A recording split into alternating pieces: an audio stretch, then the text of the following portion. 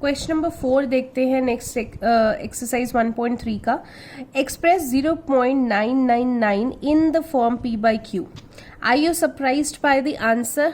आपको बताना है कि जो इसका आंसर आएगा उससे आप क्या रिलेट कर सकते हैं। बेसिकली देखिए, अगर हम 0.999 हम बना रहे हैं तो वही है कि 0.999 को हम क्या लिखेंगे, सबसे पहले x के इक्वेट कर देंगे, बिकॉज ये वैसे ही बन रहा है ना। अगर मैं इसको 0.9 बार लिखा होता तो भी मैं वैसे ही करती, तो 0.99 को हम x के इक्वेट कर देंगे।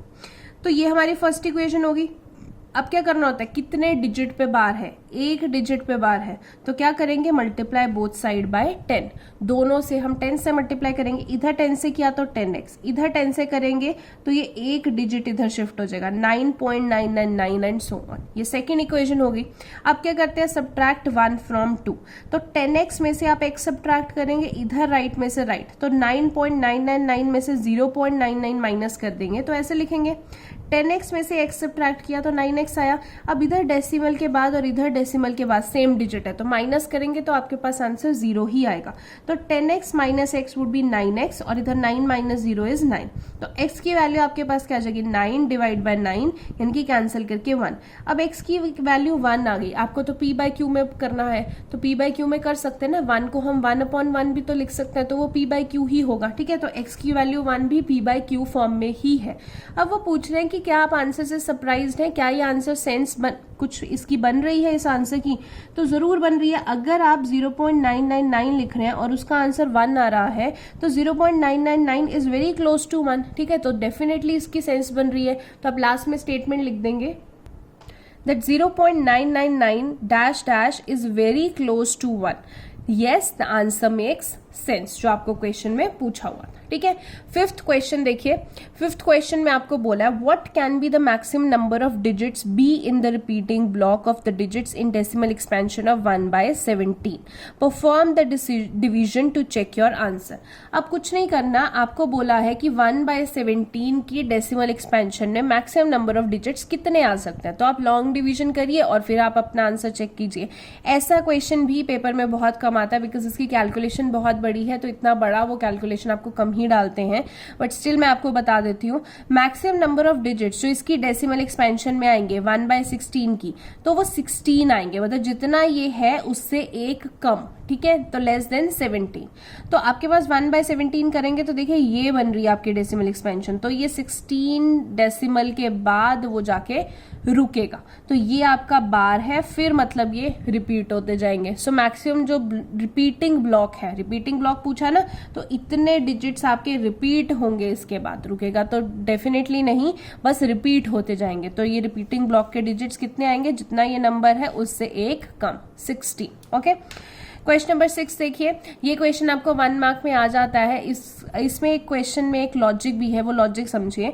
Look at the several examples of rational number in the form p by q where p and q are integers with no common factors other than 1 and having terminating decimal expansion। वो कह रहे हैं कुछ ऐसे examples आप लिखिए जिसमें p by q जो है वो उस फॉर्म में हो, रैशनल नंबर हो, उनके कोई कॉमन फैक्टर ना हो, सिर्फ 1 और इटसेल्फ के अलावा उनका कोई कॉमन फैक्टर ना हो, और उनकी टर्मिनेटिंग डेसिमल एक्सपेंशन हो। तो ऐसे आपको नंबर लिखना है जिनकी टर्मिनेटिंग डेसिमल एक्सपेंशन हो, वो रुक जाए एक जगह पे आके। Can you guess what property q must satisfy? तो ऐसे नंबर जो p by q में होंगे, टर्मिनेटिंग डेसिमल एक्सपेंशन होंगी, आपस में कट नहीं रहे होंगे क्योंकि उनके कोई फैक्टर्स ही नहीं है 1 के अलावा, तो ऐसे नंबर्स में q की क्या कंडीशन होगी? ठीक है, अब देखिए ये आपको बेसिकली 10th में ये क्वेश्चन प्रॉपर आता है, बट अभी फिर भी आप समझ लीजिए। अगर मैं एग्जांपल एक लिख रही हूँ 2/5, एक तो ये कैंसिल नहीं हो सकता क्योंकि इनका 1 के अलावा कोई कॉमन मल्टीपल नहीं है। कैंसिल करके क्या आ रहा है 0.4, डिवाइड करके क्या आ रहा है 0.4। 0.4 जो है वो बेसिकली आपकी टर्मिनेटिंग डेसिमल एक्सपेंशन है, रुक गई ना एक जगह पे आके।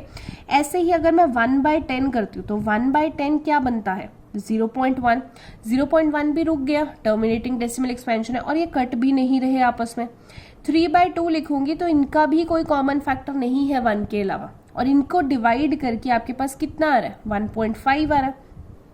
तो 3 एग्जाम्पल्स बेसिकली मैंने लिखी। अब तीनों में वो कह रहे हैं कि ठीक है ये भी टर्मिनेटिंग बन गया, ये भी टर्मिनेटिंग बन गया, ये भी, इनके कोई कॉमन फैक्टर्स भी नहीं आ रहे कि ये कैंसिल हो। और क्या बोला हुआ था, Q नॉट इक्वल टू 0 होना चाहिए, तो ठीक है डिनोमिनेटर 0 भी नहीं है। अब Q की क्या कंडीशन है ऐसी जो आप इनमें देख रहे हो कि अगर वो कंडीशन लग जाए तो आंसर हमेशा टर्मिनेटिंग ही आएगा। तो ये कंडीशन होती है ये वाली, 2m इंटू 5n। अगर हमें टर्मिनेटिंग डेसिमल एक्सपेंशन में आंसर चाहिए तो आपके पास जो कंडीशन है, डिनोमिनेटर, जितने भी डिनोमिनेटर होंगे उनके जो फैक्टर्स बनेंगे वो 2m इंटू 5n की फॉर्म में बनने चाहिए। मतलब अगर मैं इधर देखूं, डिनोमिनेटर है 5, इसके फैक्टर में 5 आ रहा है, तो अगर फैक्टर में 5 आ रहा है इट मीन्स वो टर्मिनेटिंग डेसिमल एक्सपेंशन होगा। अगर ये 10 लूं, 10 के प्राइम फैक्टर्स क्या बनेंगे, 2 इंटू 5, यानी कि इसके 2 की पावर 1, 5 की पावर 1, तो ये 2m इंटू 5n की फॉर्म में आ रहे हैं डिनोमिनेटर, यानी कि ये टर्मिनेटिंग होगा। इधर इसका डिनोमिनेटर देखें तो सिर्फ 2m की फॉर्म में आ रहा है, तो भी ये टर्मिनेटिंग होगा।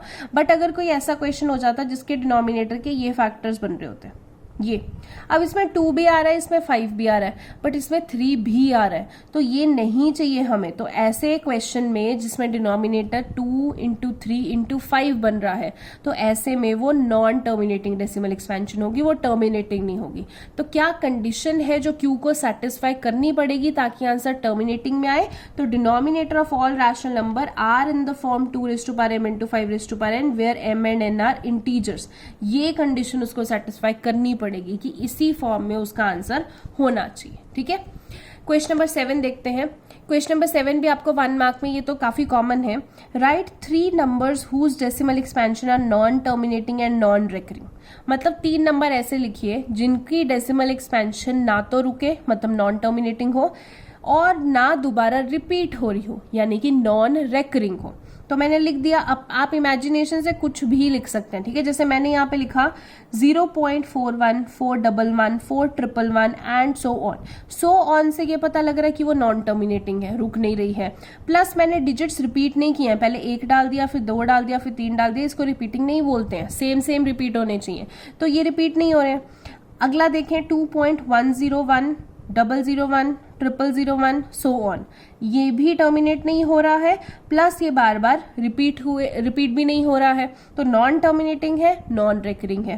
Third pi is irrational number, तो आप उसकी अगर देखिए तो 3.1416 एंड सो ऑन चलता जाएगा, ठीक है। वो काफी लंबी उसकी डेसिमल एक्सपेंशन है, तो ये भी रुक नहीं रहा है, नॉन टर्मिनेटिंग है, और ये नॉन रेकरिंग भी है, मतलब ये रिपीट भी नहीं हो रहा है, ठीक है। क्वेश्चन नंबर 8 देखते हैं। क्वेश्चन नंबर 8 में आपको बोला है find 3 different irrational numbers between the rational number 5/7 and 9/11। 5/7 और 9/11 के बीच में 3 डिफरेंट इरेशनल नंबर्स आपको बताने हैं। तो 5/7 अगर लिखूंगी तो 5 को 7 से आपको डिवाइड करना पड़ेगा, ठीक है। ये तो रैशनल नंबर है ना 5/7 और 9/11, तो इसको डिवाइड करेंगे तो आपके पास ये डेसिमल एक्सपेंशन है 0.714285। इसके ऊपर बार है, मतलब इसके बाद फिर से 714285 शुरू हो जाएगा। फिर 9/11 है, इसको आप डिवाइड करेंगे तो 0.81 बार आ रहा है, मतलब क्या आ रहा होगा 0.818181 एंड सो ऑन, बार आ रहा है, ठीक है। तो रिपीट होती जाएगी।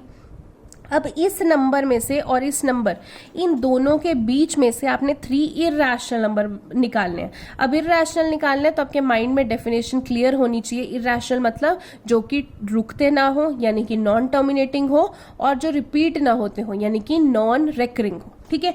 तो 714 से स्टार्ट हो रहा है, मैंने पहला ले लिया 727, 0.727, फिर 227, फिर 222, ऐसे करके मैंने लिख दिया। तो ये रुक भी नहीं रहा, मतलब नॉन टर्मिनेटिंग चल रहा है एंड नॉन रेकरिंग।